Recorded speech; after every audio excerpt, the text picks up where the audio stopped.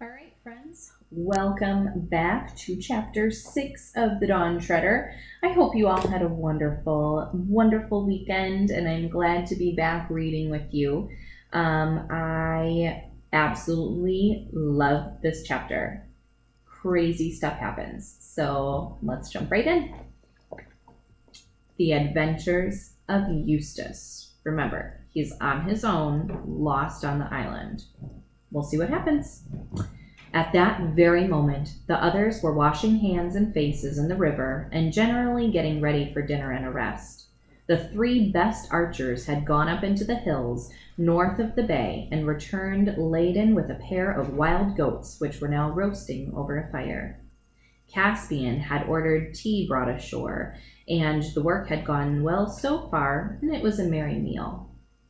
Only after the second helping of goat did Edmund say, "Where's that blighter Eustace?" Meanwhile, Eustace stared round the unknown valley. It was so narrow and deep, and the precipices which surrounded it so sheer that it was like a huge pit or a trench. The floor was grassy, though, strewn with rocks, and here and there Eustace saw black burnt patches like those you see on the sides of a railway embankment in a dry summer. About 15 yards away from him was a pool of clear, smooth water. There was, at first, nothing else at all in the valley. Not an animal, not a bird, not an insect. The sun beat down, and grim peaks and horns of mountains peered over the valley's edge. Eustace realized, of course, that in the fog he had come down the wrong side of the ridge, so he turned at once to see about getting back. But as soon as he had looked, he shuddered. Apparently, he had, by an amazing luck, found the only possible way down, a long green spit of land, horribly steep and narrow, with precipices on either side. There was no other possible way of getting back.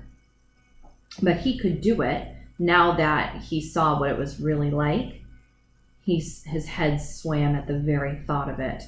He turned round again, thinking that at any rate he'd better have a good drink from the pool first. But as soon as he had turned, and before he had taken a step forward into the valley, he heard a noise behind him. It was only a small noise, but it sounded loud in that immense silence. It froze him dead still where he stood for a second. Then he slewed round his neck and looked.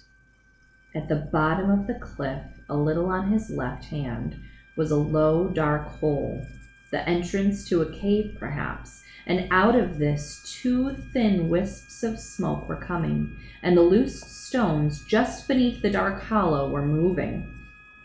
That was the noise he had heard, just as if something were crawling in the dark behind them. Something was crawling. Worse still, something was coming out. Now, Edmund or Lucy or you would have recognized it at once, but Eustace had read none of the right books. The thing that came out of the cave was something he had never even imagined.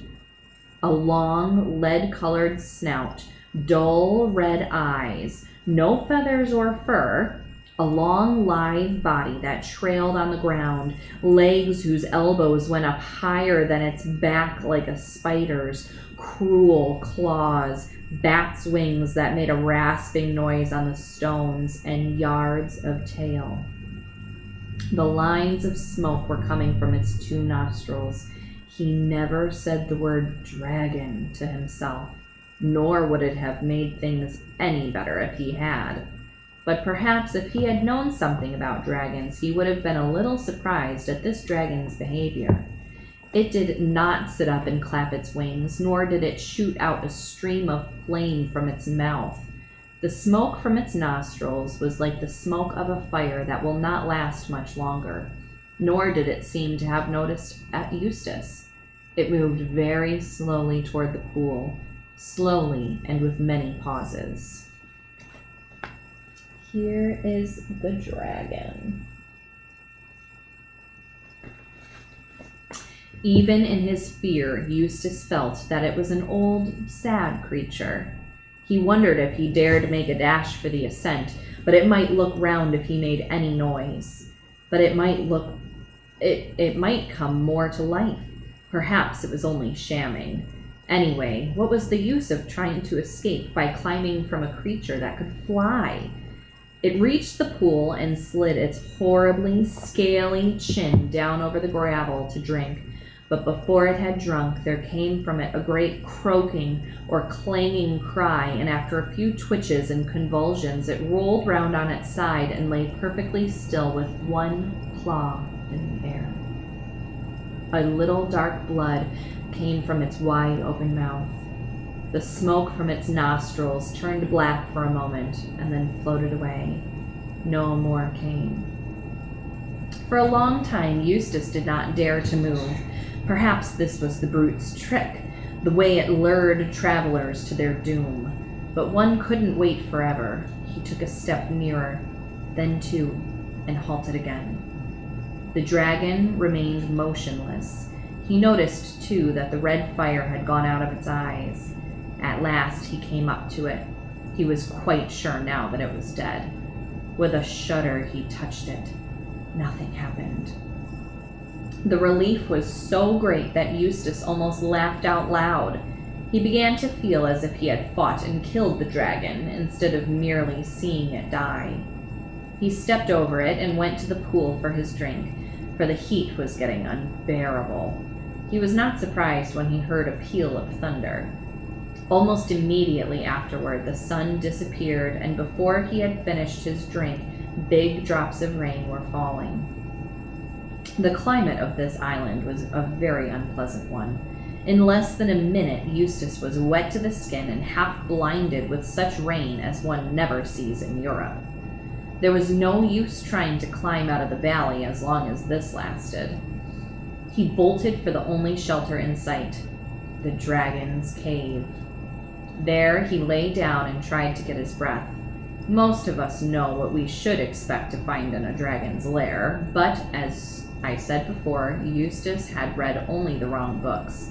They had a lot to say about exports and imports and governments and drains, but they were weak on dragons. That is why he was so puzzled at the surface on which he was lying. Parts of it were too prickly to be stones and too hard to be thorns, and there seemed to be a great many round, flat things, and it all clinked when he moved. There was light enough at the cave's mouth to examine it by, and of course, Eustace found it to be what any of us could have told him in advance: treasure. There were crowns, those were the prickly things, coins, rings, bracelets, ingots, cups, plates, and gems. Eustace, unlike most boys, had never thought much of treasure, but he saw at once the use it would be in this new world which he had so foolishly stumbled into through the picture in Lucy's bedroom at home. They don't have any tax here, he thought, and you don't have to give treasure to the government. With some of this stuff, I could have quite a decent time here, perhaps in Calormen. It sounds the least phony of these countries. I wonder how much I can carry. That bracelet now, those things in it are probably diamonds. I'll slip that on my wrist. Too big, but not if I push it right up here above my elbow. Then fill my pockets with diamonds. That's easier than gold. I wonder when this infernal rain's going to let up. He got into a less uncomfortable part of the pile, where it was mostly coins, and settled down to wait. But a bad fright, when once it is over, and especially a bad fright following a mountain walk, leaves you very tired. Eustace fell asleep. By the time he was sound asleep and snoring, the others had finished dinner and had become seriously alarmed about him. They shouted, "Eustace! Eustace!" till they were hoarse, and Caspian blew his horn. "He's nowhere near, or he'd have heard that," said Lucy with a white face. "Confound the fellow," said Edmund. "What on earth did he want to slink away like this for?" "But we must do something," said Lucy. "He may have got lost or fallen into a hole or been captured by savages." "Or killed by wild beasts," said Drinian. And a good riddance if he has, I say, muttered Rince. Master Rince, said Reepicheep, you never spoke a word that became you less. The creature is no friend of mine, but he is of the Queen's blood, and while he is one of our fellowship, it concerns our honor to find him and to avenge him if he is dead. Of course we've got to find him. If we can, said Caspian wearily. That's the nuisance of it. It means a search party and endless trouble. Bother Eustace. Meanwhile, Eustace slept and slept and slept. What woke him was a pain in his arm. The moon was shining in at the mouth of the cave, and the bed of treasures seemed to have grown much more comfortable. In fact, he could hardly feel it at all. He was puzzled by the pain in his arm at first, but presently it occurred to him that the bracelet which he had shoved up above his elbow had become strangely tight. His arm must have swollen while he was asleep. It was his left arm. He moved his right arm in order to feel his left, but stopped before he had moved it an inch and bit his lip in terror, for just in front of him, and a little on his right, where the moonlight fell clear on the floor of the cave, he saw a hideous shape moving. He knew that shape. It was a dragon's claw. It had moved as he moved his hand and became still when he stopped moving. Oh, what a fool I've been, thought Eustace. Of course the brute had a mate, and it's lying beside me. For several minutes he did not dare to move a muscle.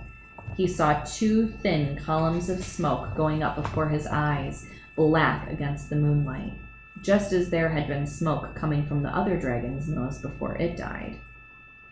This was so alarming that he held his breath. The two columns of smoke vanished.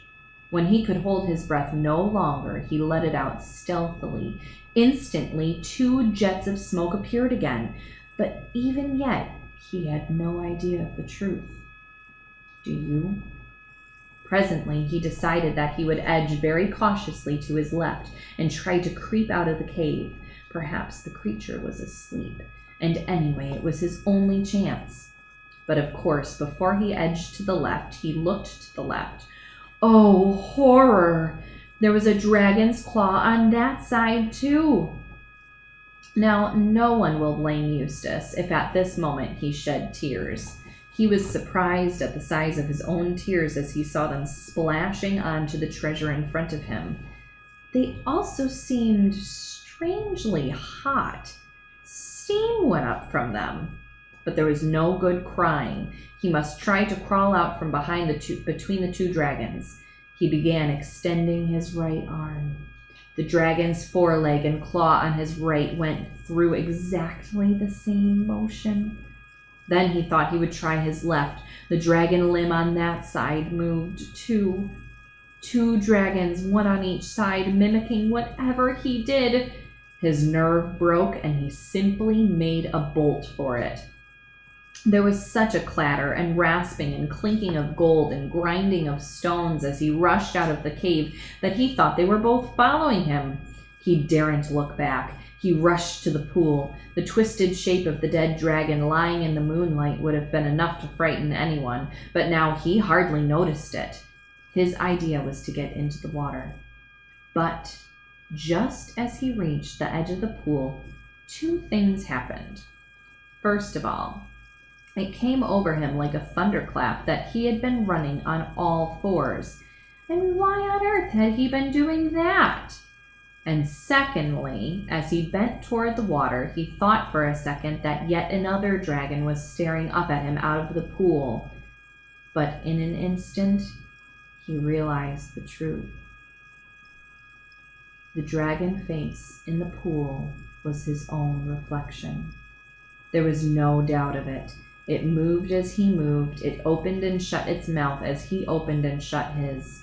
He had turned into a dragon while he was asleep, sleeping on a dragon's hoard with greedy, dragonish thoughts in his heart.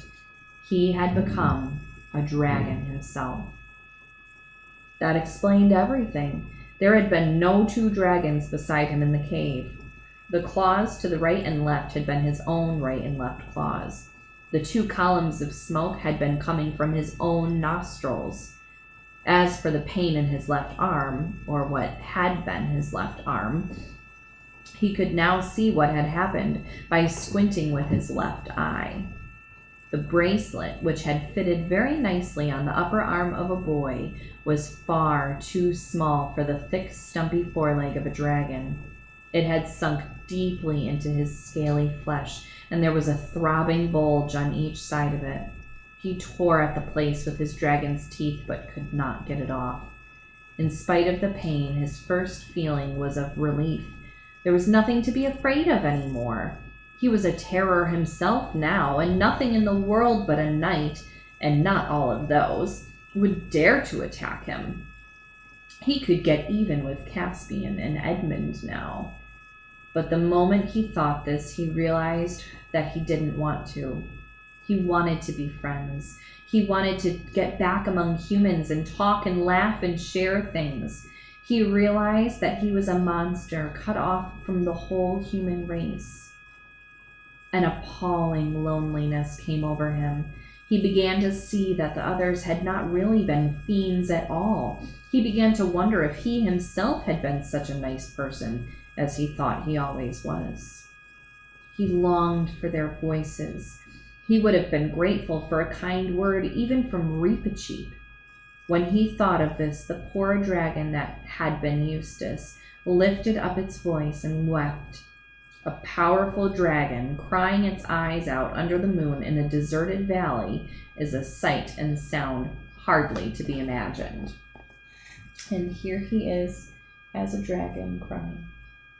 I would probably cry too. It's scary. What do you think he's gonna do? I can't even imagine. At last, he decided he would try to find his way back to shore. He realized now that Caspian would never have sailed away and left him, and he felt sure that somehow or other he would be able to make people understand who he was. He took a long drink, and then, I know this sounds shocking, but it isn't if you think it over, he ate nearly all of the dead dragon. He was halfway through it before he realized what he was doing, for, you see, though his mind was the mind of Eustace, his tastes and his digestion were dragonish. And there is nothing a dragon likes so well as fresh dragon. That is why you so seldom find more than one dragon in the same country. Then he turned to climb out of the valley. He began to climb with a jump, and as soon as he jumped, he found that he was flying. He had quite forgotten about his wings, and it was a great surprise to him. The first pleasant surprise he had had for a long time. He rose high into the air and saw innumerable mountain tops spread out beneath him in the moonlight. He could see the bay like a silver slab and the Dawn Treader lying at anchor and campfires twinkling in the woods beside the beach. From a great height, he launched himself down toward them in a single glide. Lucy was sleeping very soundly, for she had sat up till the return of the search party in hope of good news about Eustace. It had been led by Caspian and had come back late and weary. Their news was disquieting. They had found no trace of Eustace, but had seen a dead dragon in a valley. They tried to make the best of it, and everyone assured everyone else that there were not likely to be more dragons about, and that one which was dead at about 3 o'clock that afternoon, which was when they had seen it, would hardly have been killing people a very few hours before. Unless it ate the little brat and died of him, he'd poison anything, said Rince. But he said this under his breath, and no one heard it. But later in the night, Lucy was wakened very softly and found the whole company gathered close together and talking in whispers. "What is it?" said Lucy. "We must all show great constancy," Caspian was saying. "A dragon has just flown over the treetops and lighted on the beach. Yes, I am afraid it is between us and the ship, and arrows are no use against dragons. and they're not at all afraid of fire. With your majesty's leave, began Reepicheep. No, Reepicheep, said the king very firmly. You are not to attempt a single combat with it, and unless you promise to obey me in this matter, I'll have you tied up. We must just keep close watch, and as soon as it is light, go down to the beach and give it battle. I will lead. King Edmund will be on my right, and the Lord Drinian on my left. There are no other arrangements to be made. It will be light in a couple of hours. In an hour's time, let a meal be served out and what is left of the tea, and let everything be done silently. Perhaps it will go away, said Lucy. It'll be worse if it does, said Edmund, because then we shan't know where it is. If there's a wasp in the room, I like to be able to see it. The rest of the night was dreadful, and when the meal came, though they knew they ought to eat, many found that they had very poor appetites, and endless hours seemed to pass before the darkness thinned and birds began chirping here and there, and the world got colder and wetter than it had been all night. And Caspian said, Now for it, friends. They got up, all with swords drawn, and formed themselves into a solid mass with Lucy in the middle and Reepicheep on her shoulder. It was nicer than the waiting about, and everyone felt fonder of everyone else than at ordinary times. A moment later they were marching. It grew lighter as they came to the edge of the wood, and there on the sand, like a giant lizard, or a flexible crocodile, or a serpent with legs, huge and horrible and humpy, lay the dragon. But when it saw them, instead of rising up and blowing fire and smoke, the dragon retreated. You could almost say it waddled back into the shallows of the bay. What's it wagging its head like that for? Said Edmund. And now it's nodding, said Caspian. And there's something coming from its eyes, said Drinian.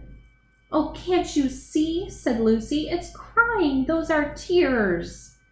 I shouldn't trust to that, ma'am, said Drinian. That's what crocodiles do, to put you off of guard. It wagged its head when you said that, remarked Edmund, just as if it meant no. Look, there it goes again. Do you think it understands what we're saying? Asked Lucy. The dragon nodded its head violently. Reepicheep slipped off Lucy's shoulder and stepped to the front. Dragon, came his shrill voice, can you understand speech? The dragon nodded. Can you speak? It shook its head. Then, said Reepicheep, it is idle to ask you your business, but if you will swear friendship with us, raise your left foreleg above your head. It did so, but clumsily, because that leg was sore and swollen with the golden bracelet. Oh, look, said Lucy. There's something wrong with its leg, the poor thing. That's probably what it's crying about. Perhaps it came to us to be cured, like in Androcles and the lion. Be careful, Lucy, said Caspian. It's a very clever dragon, but it may be a liar. Lucy had, however, already run forward, followed by Reepicheep as fast as his short legs could carry him, and then, of course, the boys and Drinian came too. Show me your poor paw, said Lucy. I might be able to cure it. The dragon that had been Eustace held out its sore leg gladly enough, remembering how Lucy's cordial had cured him of seasickness before he became a dragon. But he was disappointed. The magic fluid reduced the swelling and eased the pain a little bit, but it could not dissolve the gold. Everyone had now crowded round to watch the treatment, and Caspian suddenly exclaimed, Look! He was staring at the bracelet. I wonder what bracelet Eustace put on and why it's so important. We'll find out in Chapter 7. I'll see you guys tomorrow. I hope you have a wonderful afternoon. Bye.